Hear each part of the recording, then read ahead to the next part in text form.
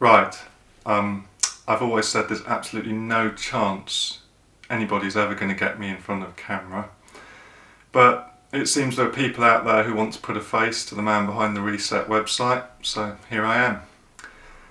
First of all, I'd like to set the record straight on a couple of points. Some of the scepticism that a few people have shown towards the Reset seem to have come from an assumption that there must be significant funding behind the Reset website. Well, I can tell you that's certainly not the case. I've personally designed and developed the entire Reset website, including the new Community Connector facility, and I've certainly not received a penny for it.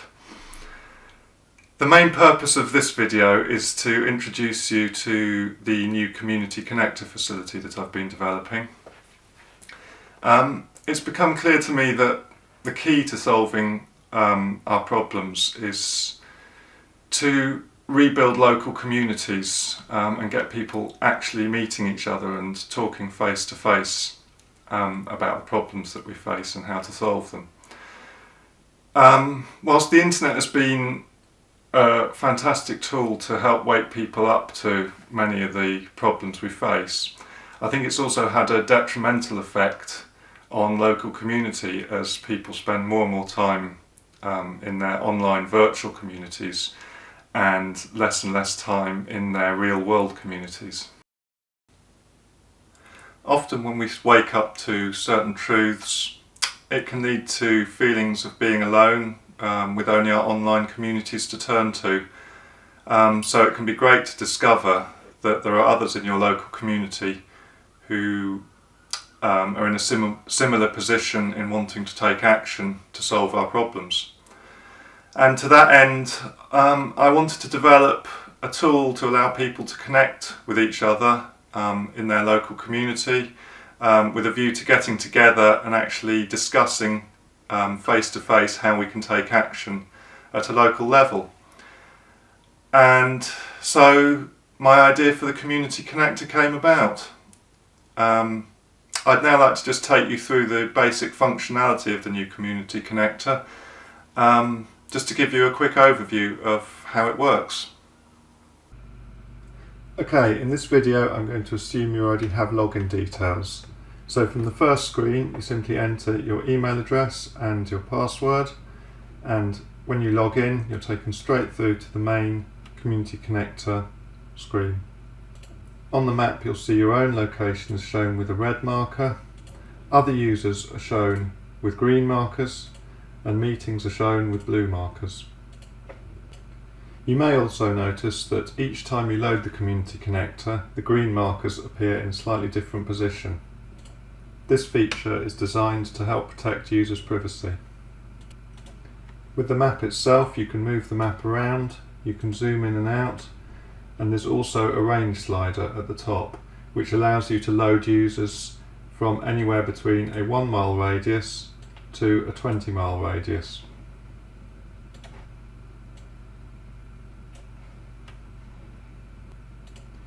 There are two main features of the Community Connector: conversations and meetings. First we'll have a look at conversations. To start a new conversation, simply click the Start a Conversation button. The first thing to do is select who you want to have the conversation with. You can either select individual users from the map, and you can see when a user is added to the conversation their icon turns green, or if you want to have a group conversation with everyone within a certain radius, you can select the radius with the range slider, say everyone within 1 mile, and then you can click the green button to add everyone within that range.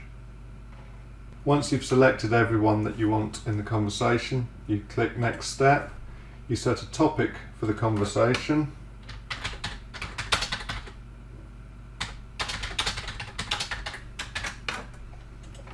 and you enter an initial message.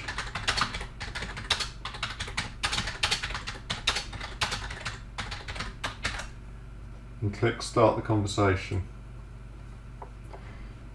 You can access your conversations from the button at the top right of the screen, where you can see a list of your conversations. When you click on a conversation, the conversation loads and the map shows with green icons everybody who's part of that conversation.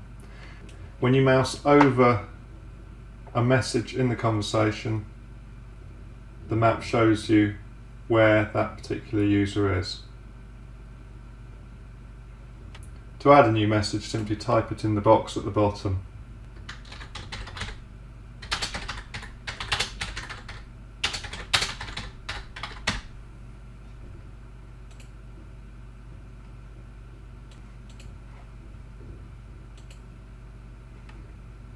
Now let's have a look at meetings. To create a new meeting, you click the Create Meeting button, you set a date for the meeting, you select a time for the meeting, you select a venue name,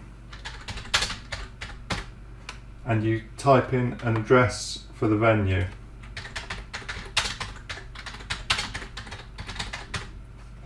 Click Locate Venue, and a marker will be added to the map to show where the system thinks the meeting should be.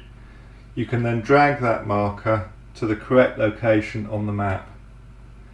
Once you have the location correct, click Next Step, set a topic for the meeting, and add a message.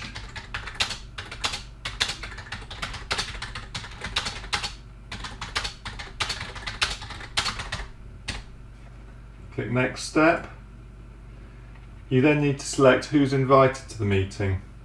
You can either make it a private meeting where only the people who've been invited will be able to see the meeting, or a public meeting where anyone within a 20-mile range will be able to see the meeting. You can invite users to the meeting in the same way as you add users to a conversation, either individually by clicking the icons on the map, or use the range slider to select everybody within a certain range. Click Create Meeting and your meeting will be added to the Meetings button on the top right.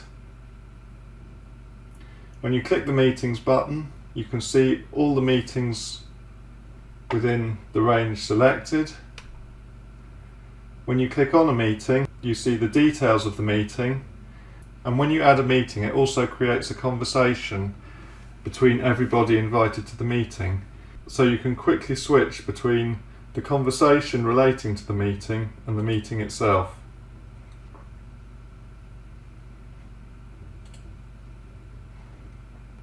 So there you have it. It's still in a very basic form, and there's still many features to develop. If you find any glitches or features that you feel are missing, please just remember that I'm working on this on my own in my spare time, so just be patient with me.